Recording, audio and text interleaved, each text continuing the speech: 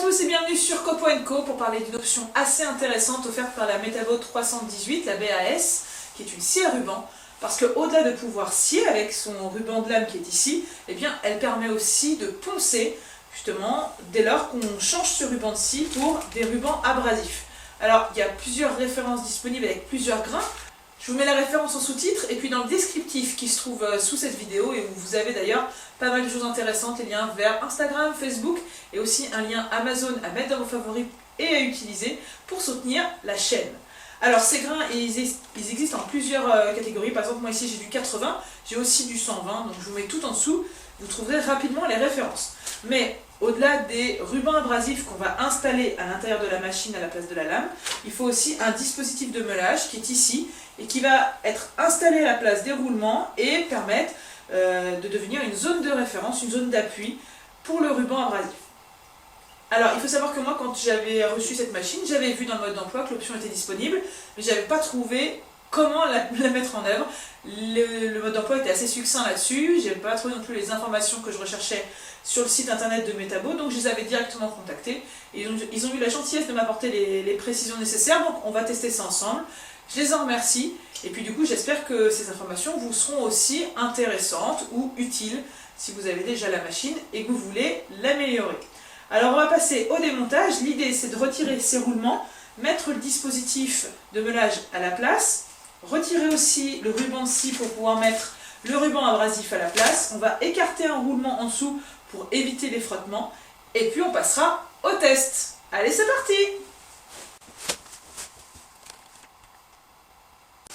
Alors ça paraît évident, mais il va sans dire qu'on débranche la machine avant d'intervenir dessus.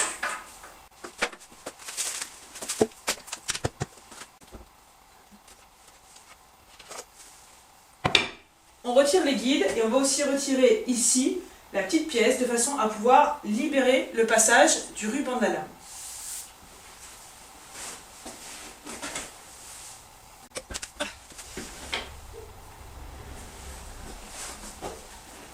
Ensuite, on ouvre les portes pour avoir accès au volant inférieur et supérieur et pouvoir retirer la lame.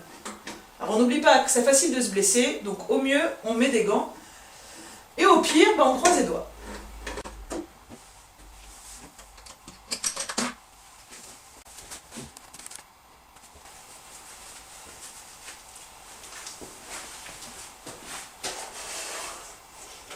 On enlève la baguette plastique et on retire ici le récipient à copeaux, pas sûr, pour pouvoir avoir le champ libre. On vérifie que la lame est détendue, ici c'est le cas, et on la sort.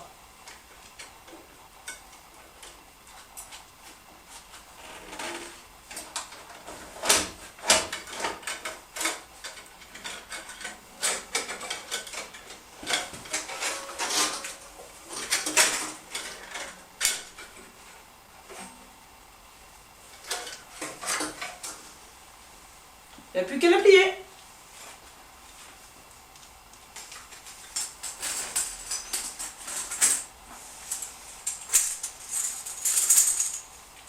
Presque du premier coup.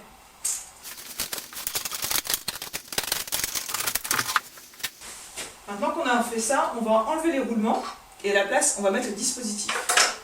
Donc pour ça, on va remonter un peu le support. Et on va dévisser ça.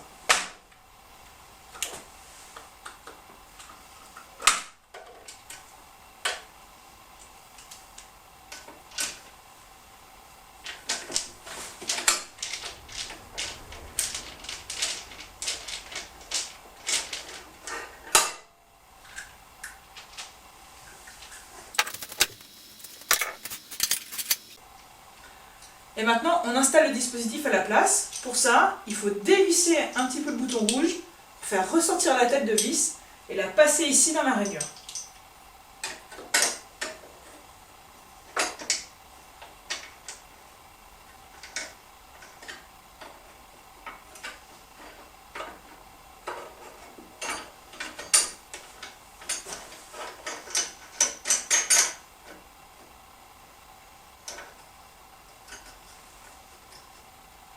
Voilà. Ici, on est bien embuté. C'est qu'on est bien positionné. On va descendre l'ensemble jusqu'à toucher le petit support en plastique. Et on verrouille la hauteur. Donc maintenant, la bande abrasive peut passer à l'intérieur, peut circuler contre le support et va faire le tour entier. Pour éviter qu'en bas ça frotte contre le roulement et fasse des étincelles, comme j'avais vu à mon premier test, on va décaler le roulement qui va se trouver côté abrasif, de manière à ce que l'abrasif ait bien la place de passer sans endommager le roulement, faire des étincelles et risquer de mettre le feu aux poussières de bois qui se trouveraient dans la machine.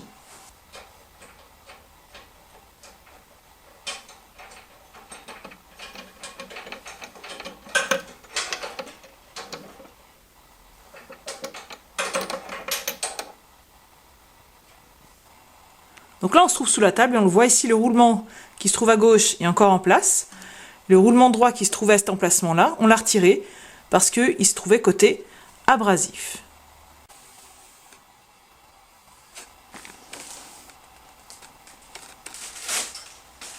Bon, alors là, du coup, il y a moins besoin des gants, c'est moins dangereux. Et donc, vous le voyez, en général, c'est des conditionnements par 3.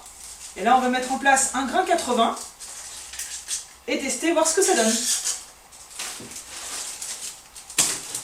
Bien évidemment, comme sur toutes les bandes d'abrasif, il y a un sens de roulement, donc il y a des flèches ici. Donc on va mettre les flèches dans le sens de la rotation de la scie.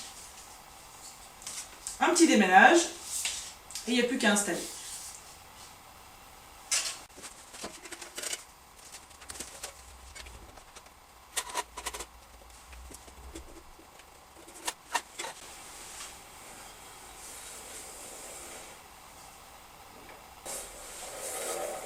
Bon, il n'y a plus qu'à mettre en tension, refermer tout ça et vérifier si ça fonctionne.